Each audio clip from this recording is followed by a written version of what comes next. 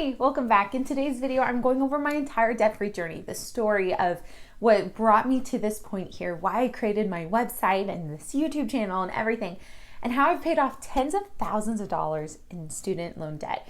And then not just that, but then also what I'm gonna do and what I'm planning to do to get rid of the rest of my student debt.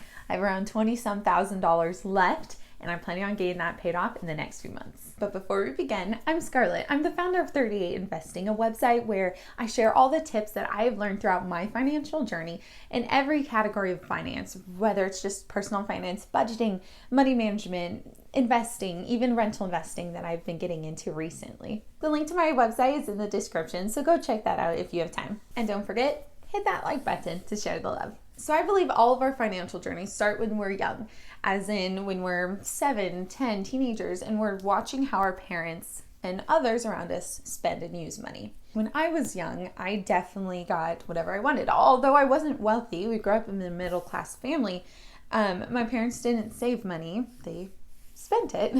And so this was really hard for me because growing up, although it was nice to get whatever you want, so this was hard when I went into college. As you can imagine, being on my own, I wanted to buy all the t-shirts and I wanted to go out all the time and spend, and I did. And I had saved up some money from birthdays and everything throughout growing up, and I was spending a lot of money. It wasn't until the end of my my undergrad experience where I attended a Dave Ramsey course, the Financial Peace University course, and that was my first introduction to money. I never knew what on earth investing was. I never knew what saving was. I just knew I got money, and I knew you work and you spend money, and that's it. Unfortunately, what happened was I was going into a graduate program. I was going to get my doctorate degree, and I knew it was going to cost $70,000. I had just taken this Dave Ramsey course, and within a few months I was going to be starting my next degree path. And Dave Ramsey, of course, says, don't go to college unless you can pay for it. And I was sitting there like, what? Okay, how am I going to get $70,000 in a few months? I couldn't, obviously. But I still chose to go since that degree is required for me to practice. And so I went ahead, but I had a complete total mind shift, lifestyle shift, habit shift. So what I did was I became really intense about saving money. I got my first job.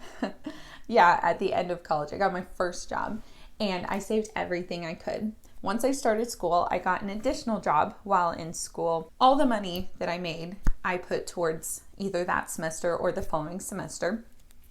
And then also I worked hard to find little scholarships. I did whatever I could, and I actually was able to pay off $20,000, approximately $20,000 of that $70,000 while in school. And school was 3 years long. And so when I graduated, I had approximately $50,000 still left to my name in student loan debt. Now, unfortunately, if any of you have graduate loans, you know that the interest is really high. My average interest is around 7%. And so that was very hard to quickly watch how that money, that $50,000, started accumulating and accumulating and accumulating month by month. And it wasn't even after I graduated, because it's actually the way graduate student loans work is the moment you take it out, your interest starts accruing rather than after graduation. So during school, although it was extremely intense, I dedicated a lot of time to learning. I went and read as many books, whether it be physical or audiobooks. I did a lot of audiobooks driving to school. But what I did was I learned everything I could about money. I started really learning about investing.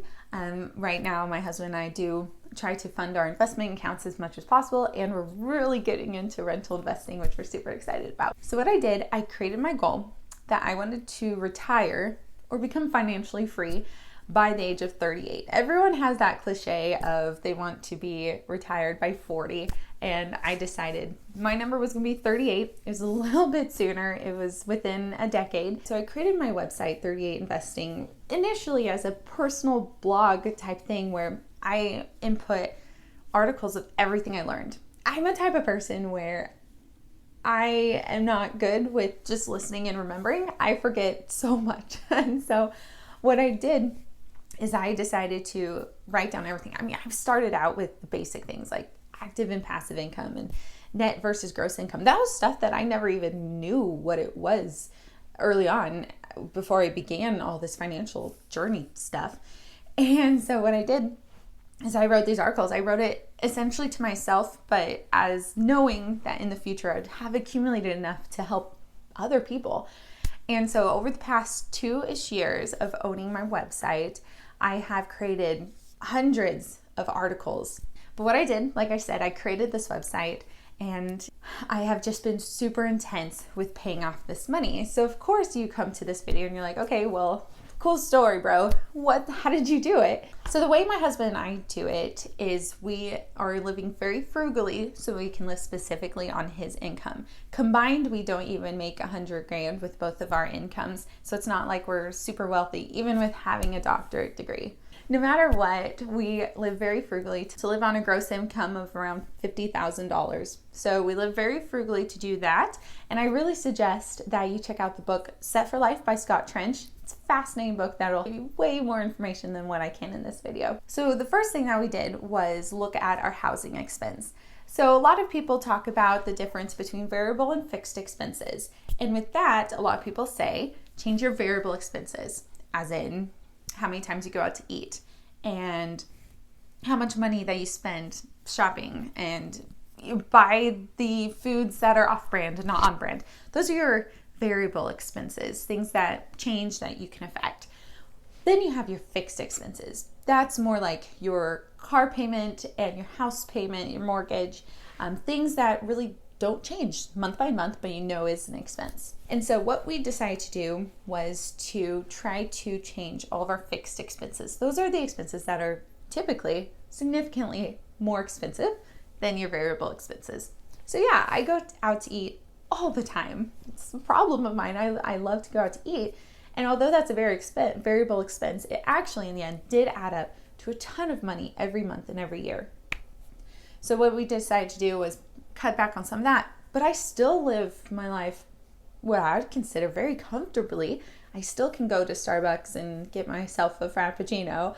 And then secondly, I have been putting as much money from my paycheck every 2 weeks to my loans. In the past year, I've been able to pay off tens of thousands of dollars because we started at that 50. And so I'm about a little past halfway there at the moment, but I've been able to pay off a ton of money just from living frugally and trying to put my entire paycheck over to my student loans. But I will say it is really disheartening to get a paycheck every other week and automatically just put it away to student loans. It's sad, but knowing that we're going to be able to do so much more with that money sooner if I get it paid off within these next few months compared to over 10 years and 20 years paying off that money, it's just not worth it. That's hundreds of dollars, tons of money, thousands that I can save in interest over time. And not just that, but it's going to be so much money in the short term that I can use now to be able to put toward investing and put toward our financial goals to achieve that big goal of achieving financial freedom by the age of 38. So I suggest that you go over to my blog to learn more about how I was able to pay off my money. Truly, and really the basis is paying off that debt as soon as possible. And I did that, like I said, through changing my fixed expenses. I have a whole other video all about how that works, so I didn't want to go fully into that today, but just wanted to be a source of motivation to say, you know what, this is where I am. This is real life. I have tons of debt to my name. I am working incredibly hard, doing everything I can to earn some passive income. We have multiple passive income streams that I'll go over in another video, but you can get the information right now on my blog. Thanks for watching. Go check out one of these other videos to learn more about how to save more, earn more, and spend less to achieve your financial goals.